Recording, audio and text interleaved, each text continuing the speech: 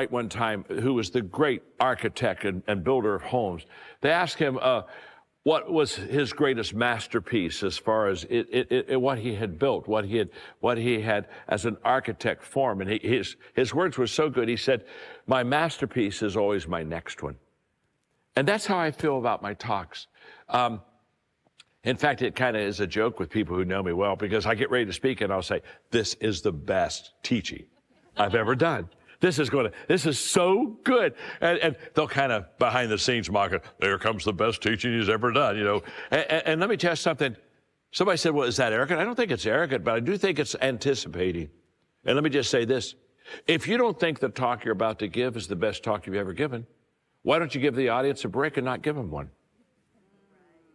If I can't believe in the message I'm teaching and love the message I'm sharing, why would the people ever believe or love or connect with it? So let me just talk to you about your next masterpiece, your next talk that you're going to give.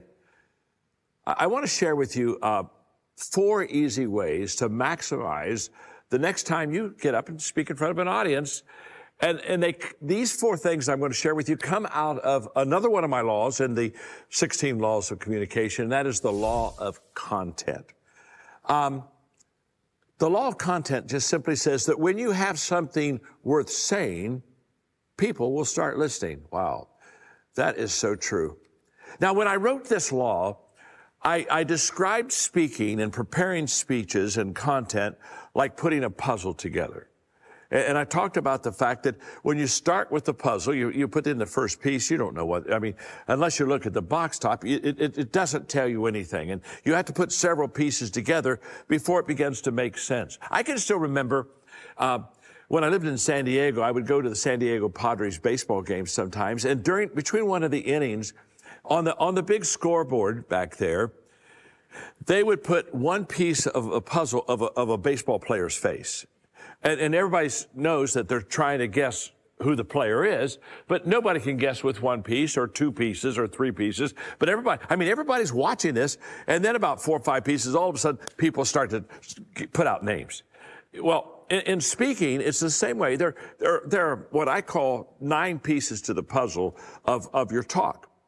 Now, I don't have time to give you all 9, but I will give you 4 of them today. And by the way, why should I give you all 9?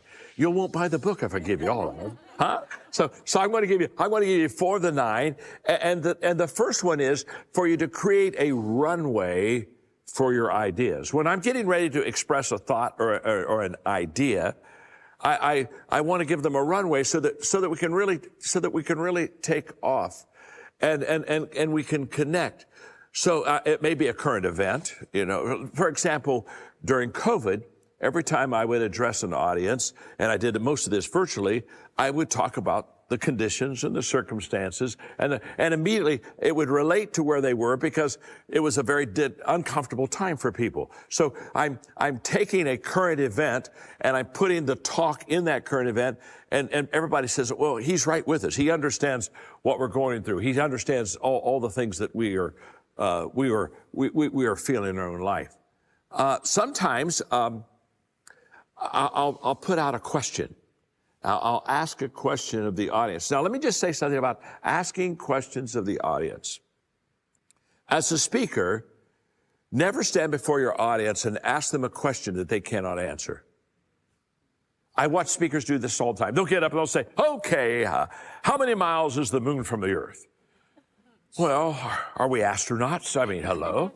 And everybody, you know, we don't know how many miles.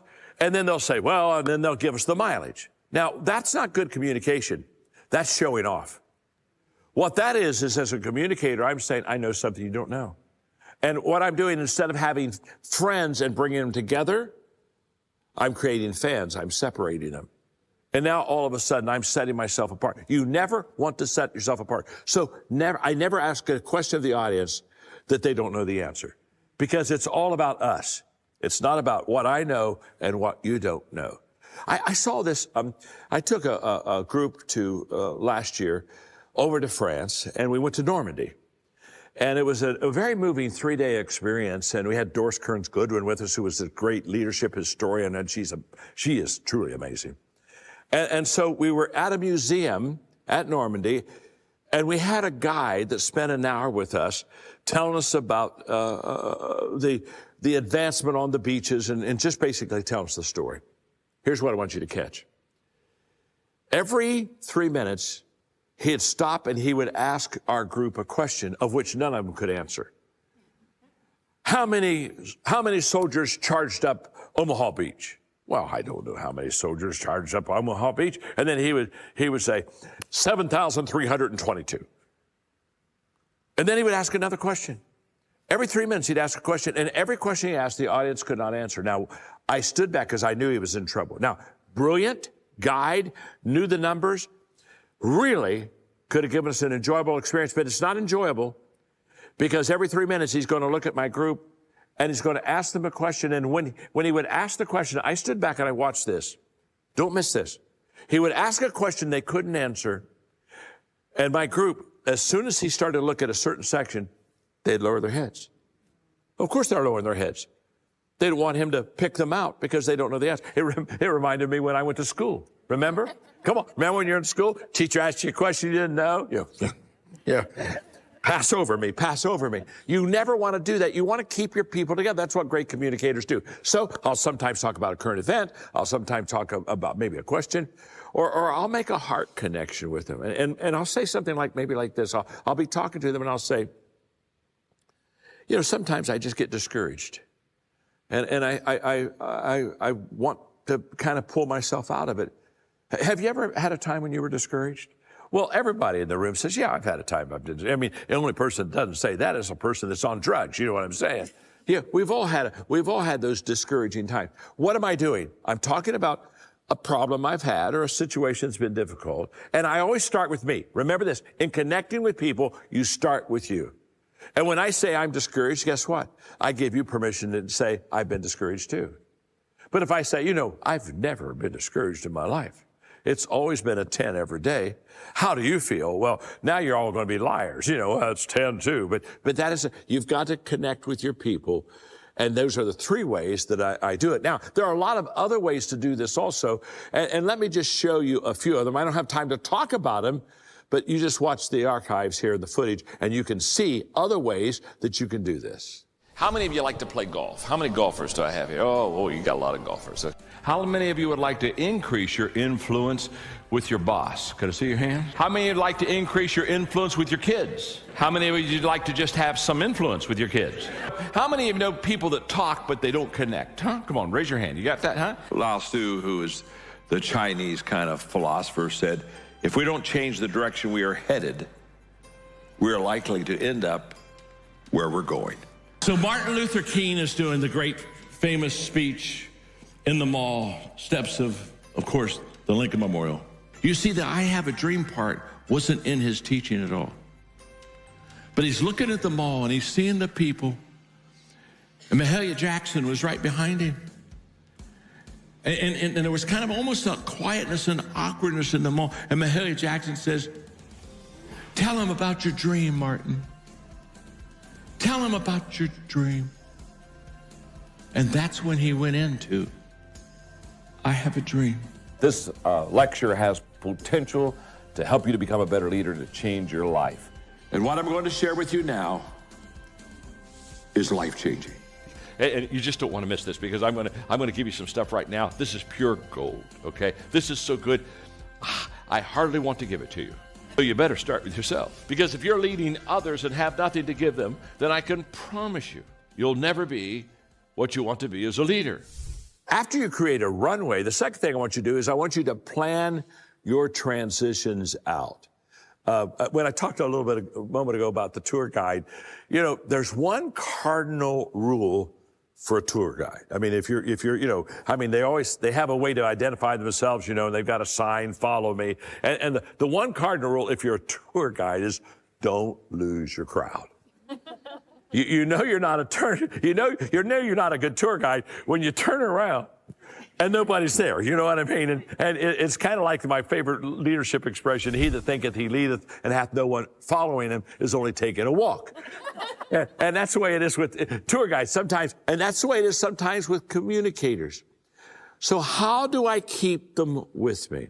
Now, in the book, I talk about several ways to keep your audience with you, but I want to talk about one right now, and that's what I call the value of the pause. And if you've heard me communicate, you know many times when I talk, I have moments where I just stop. And sometimes for 3 or 4 seconds. Sometimes I'll pause and I'll walk away and go back to my chair. And why? There are reasons why I do that. You know, Mark Twain said, no word was ever as effective as a rightly timed pause. And I know that to be true. And so let me just, this is not all of them, but this is some of them. Let me tell you what a pause can do that will help you to emphasize what you're saying. In other words, what does silence do? Sometimes when you're silent, it just underlines something that you have said that's very important. And if we rush through it, they miss the importance of that moment. A pause can also, it gives your audience a chance to catch up. Some speakers speak so fast that you want to say, excuse me, you can take a break now. Sit down for 2 minutes. We'd just like to try to assimilate all the things you said because you just said it, you said it so quickly. I remember years ago, Margaret and I were in Germany and I went on the Autobahn and it was so fun because you can go as fast as you want to and I like to go fast. And I had a Mercedes and it was in kilometers, not miles. And I knew Margaret could not transfer kilometers into miles. And so I just said, honey, when you see this, it's like 3 times faster than we're really going. And so we're going, yeah, man, I'm just on there going as fast as I can. I'm going 120. They're still passing me. We're having a blast. And finally, Margaret said, John, would you just slow down? She said, we're going through Austria now, and I'd like to see the country. I just like this. Sometimes I look at a speaker and I say, would you just slow down? But could you not pause? Could you not give people a break to just kind of think about what you've just said? Because communication, it's not a race. It's meant to be a very enjoyable journey. Another reason that I pause is that it brings the audience back to you. You could lose an audience. And when you lose an audience, the quickest way to bring them back to you is not to say anything. Remember when you went to school and the teacher would stop talking? And because we're all fidgety, moving around, and we'd all finally look at the teacher. And when we all were looking at the teacher, she'd begin again. That's the value of the pause. A pause can do this really good. It can point to what you're about to say. In other words, there are times when I pause, and I'm getting ready to make another statement, and I want to give people time to think about what that statement's going to be. If I'm a good communicator, a lot of times they can anticipate what I'm about to say. When you anticipate what I'm about to say because I paused, it takes what I'm saying and it just doubles the impression on you. Because you're saying, he thinks like me. That's huge. And a pause also, it allows the audience, it allows you as a listener to hear the whisper. And I think this is a big miss in communication. There are some times when you speak, but there's a voice that's higher that wants to speak to you. And you just need to hear the whisper. But if I don't pause, you don't get to hear that. Henry Nouwen said, silence is an active war against the competing voices that are within us. That's an incredible statement. And so I say, let silence speak for you. Let silence speak above you. Let silence speak beyond you. Let silence speak. This is just absolutely huge. Now, let me just say this. When I teach this in communication, this is the hardest thing I can try to get communicators to do is pause. And I know why. When I pause for a moment, I give up control. In fact, when I pause, guess what? I let you have control. And many speakers are afraid to let you have control because they want to get it back, because they want to make sure they take you where they want. And I understand that. So you're going to have to work on this, but I can promise you, you need to give up control. Let people have it for a moment. And when they give it back to you, you will have connected with them. And that's a beautiful thing. Now, number 3, I use phrases that have what I call an echo. And this is kind of what I call wordsmithing. So what do you hear me say? I'll say things like, you have to give up to what? Go up. You have to give up to go up. That's a stick phrase. That's sticky. Well, I could just say, give up. And okay, I'm surrendered. But you have to give up to go up. And if you don't give up, you don't go up. So if you want to go up, you have to give up. So the next time you want to go up, realize you have to give up before you can go up. And if you don't give up, you don't go up. Do you see how it echoes? It just echoes. Hey, what else do I say? Pay now, play later. Pay now, play later. That's what my dad taught us when we were kids growing up. You can either pay now and play later, or you can play now and pay later. But you're going to pay. And he said, if you'll pay now, you don't have compounding interest. He said, if you play first, the longer you wait to pay, the higher the price is going to be. Pay now, play later. If you don't, you can play now and you pay later, but you're always going to pay. So don't think you just get to play, okay? There echoes, echoes, echoes. People don't care how much you know. Oh, that was so good. Oh, let's do it again, okay? And I'm going to let you repeat it out loud for the people, okay? So people don't care how much you know until they know how much you care. Yes! I've taken you all on the road with me. I really am. Now, that has an echo to it. So as a communicator, one of the things you do is you look at your words and you just ask yourself, are these words that I say going to be repeated? That's the echo. And when you say words, you want them to be remembered and repeated. But the greatest way for them to be remembered is for them to be repeated. Because once they're repeated, it sticks more in the mind. Now, okay, so far I've shown you 3 tips that will help you make your next talk better. So I'm about to land the plane, okay? We're about to land the plane. And I want to share one final tip to you on basically how do you land the plane? How do I come in and make sure that what I have said has had a huge impression? So I'm going to give you an added bonus. Okay, this is something I'm just going to give it to you because I have to, because it's so important. It's in the book, and it's just one of those nuggets. Every time I wrote one of the laws, because all my life I've communicated, and it's a gifted area of my life. When I would write the law, I would spend time going inside and ask myself, why do I do this? And how does this work?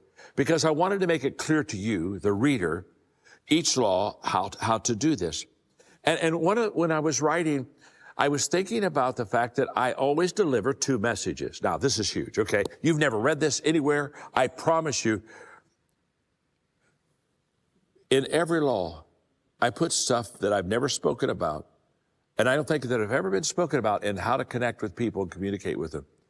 And here's what I discovered, that when I give a message, when I'm teaching like this, I give 2 messages at the same time. I give my best message and I give what I call the big message. The best message is what I'm teaching right now. I'm teaching 4 laws of communication, and I'm doing my best. I call it my best message because I've given it to you now, and that changes from time to time. Today I'm doing the 4 laws. Today I'll do another talk. Okay, you with me? The best message changes, but the big message never changes. The big message is always the same message, and it's who I am as a person and a communicator. It's my DNA of communication. Do not miss this. I'm going to give it to you right now because we're landing the plane. I'm bringing it home for you right now. So when I'm talking to any audience at any time, there are 4 questions I ask myself that determine my big message. And these are the 4 questions you need to ask yourself also. Question number 1 is, what do I want them to see?